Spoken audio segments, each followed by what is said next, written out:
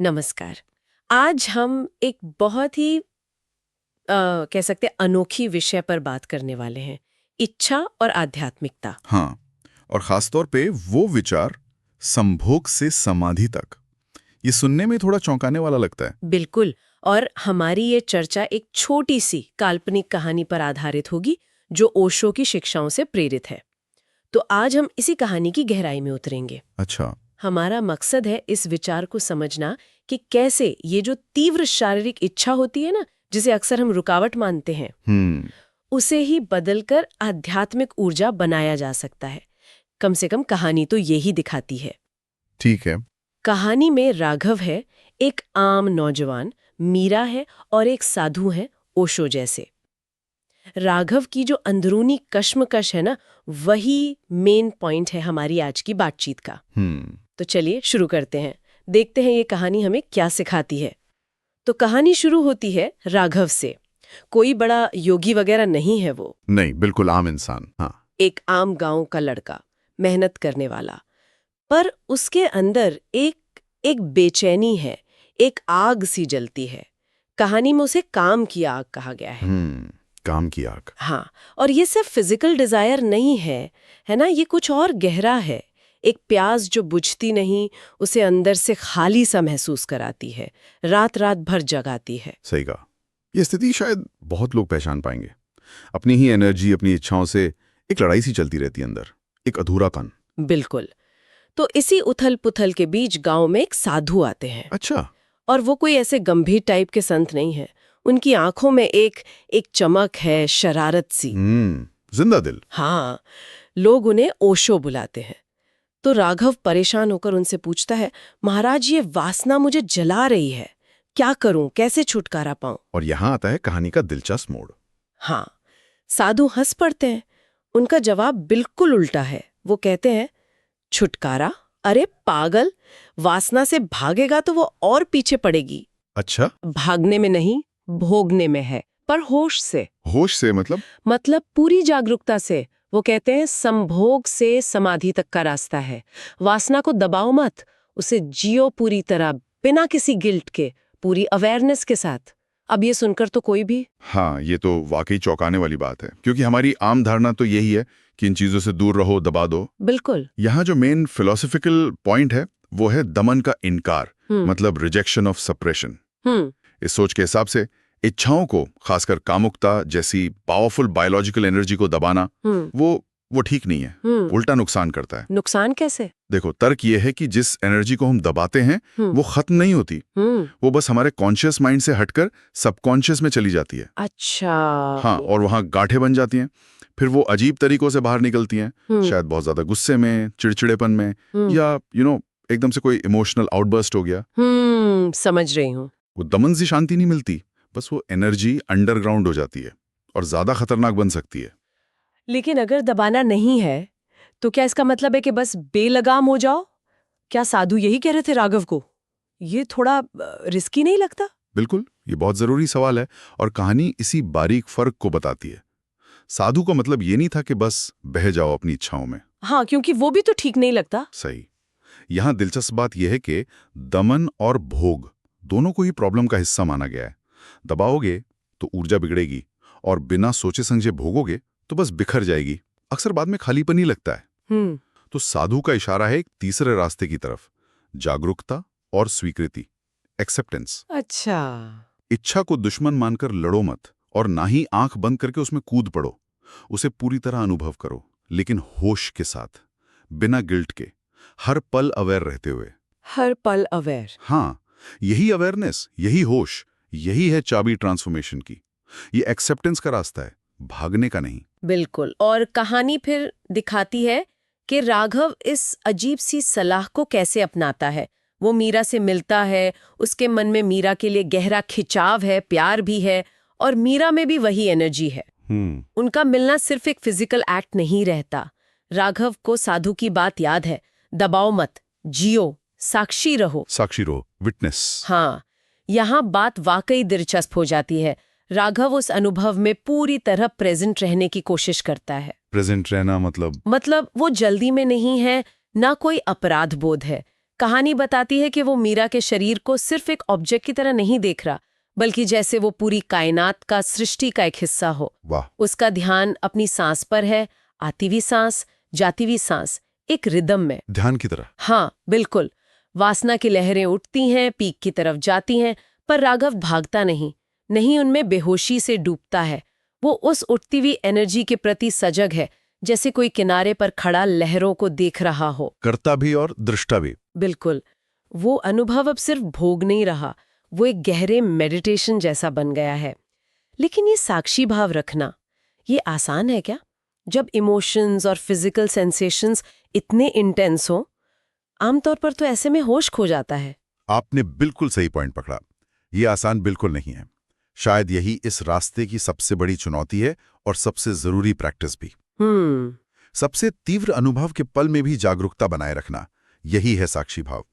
Normally क्या होता है, हम या तो इच्छा को दबाते हैं या उसमें खो जाते हैं, अपनी आइडेंटिटी उसी अनुभव से जोड़ लेते हैं। सही।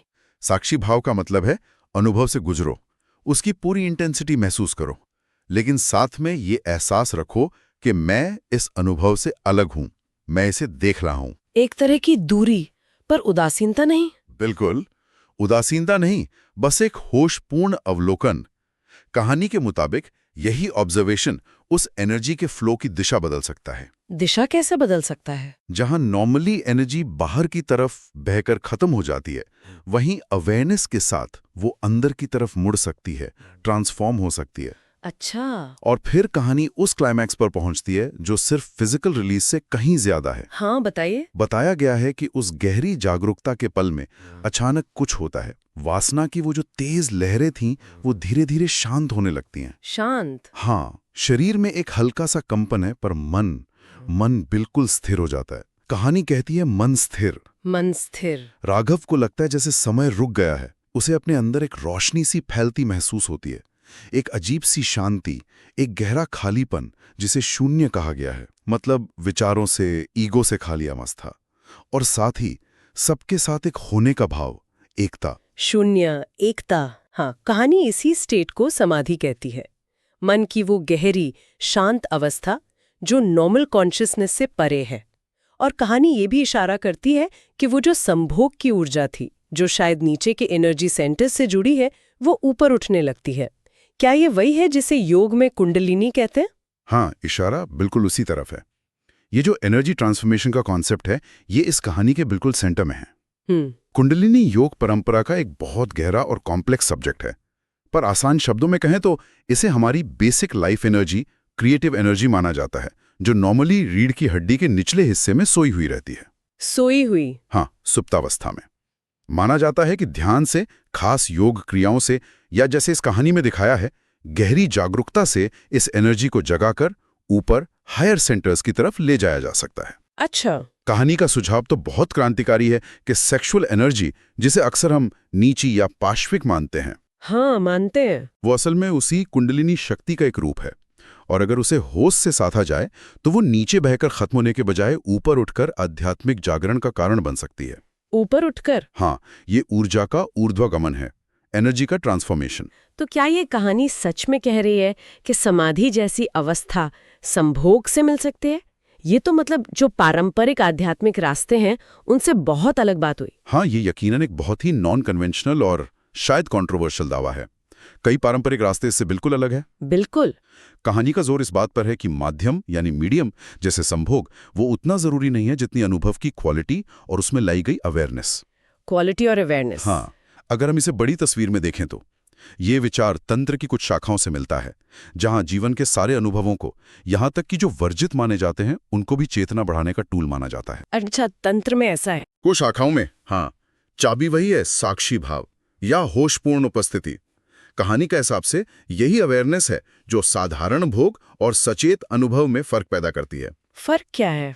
बिना सोचे समझे भोगना एनर्जी को बिखेरता है और बंधन बना सकता है, जबकि सचेत अनुभव उसी एनर्जी को फ्री कर सकता है, ट्रांसफॉर्म कर सकता है।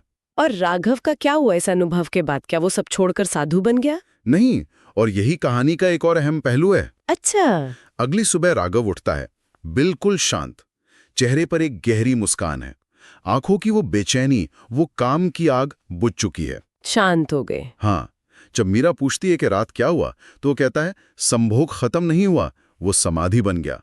वासना दबाने से नहीं, होश से जीने से मिटती है। वाओ। उसमें एक गहरा बदलाव आ गया है, एक ठहराव। लेकिन उसने दुनिया नहीं छोड़ी। वो अब भी खेतों में काम करता है, अपनी जिंदगी जीता है। त्यागी नहीं बना। नहीं, त्यागी या सन्यासी नहीं बना। उसने बस जीने का, अपनी एनर्जी के साथ रहने का एक नया बदला हुआ तरीका खोज लिया है। ये तो साधु की आखिरी बात को सही साबित करता है। जीवन को नकारो मत, जियो। वासना से भागो मत, उसे अपनी जागरूकता का नाच बना लो और देखो समाधि खुद दरवाजे पर दस्तक देगी। बिल्कुल। तो इस सब का क्या मतलब निकाले हम?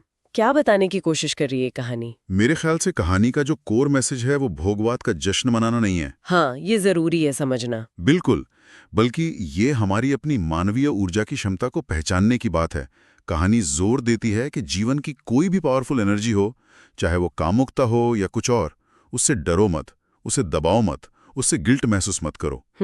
संदेश ये है कि अगर इन इंटेंस अनुभवों को पूरी जागरूकता, पूर्ण जागरूकता और स्वीकृति के साथ जिया जाए, तो वो खुद ही चेतना के विकास, आध्यात्मिक गहराई का दरवाजा बन सकते हैं। अनुभव की क्वालिटी बदलना। हाँ, अनुभव की क्वालिटी बदलने की बात है। बेहोशी से होश की तरफ, बिखराव से एकाग्रता की तरफ, बंधन से मुक्ति की तरफ।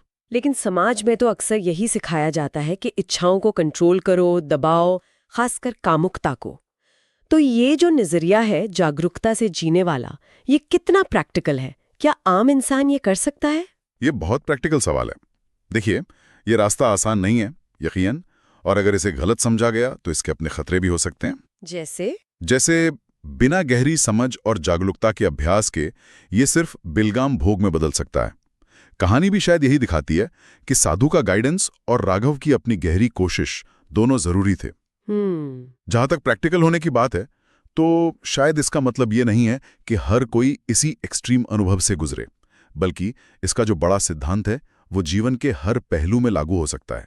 हर पहलू में? कैसे? हाँ, ये एक जरूरी सवाल उठाता है कि दमन, बिना सोचे समझे भोग और सचेत अनुभव, इन तीनों में असल फर्क क्या है? हाँ, ये फर्क समझना जरूरी है। कहानी कहती है, दमन एनर्जी को बिगाड़ता है, अंदर झगड़ा पैदा करता है। बिना सोचे भोग पल भर का सुख दे सकता है, पर आखिर में खालीपन लाता है, एनर्जी बर्बाद करता है। और सचेत अनुभव?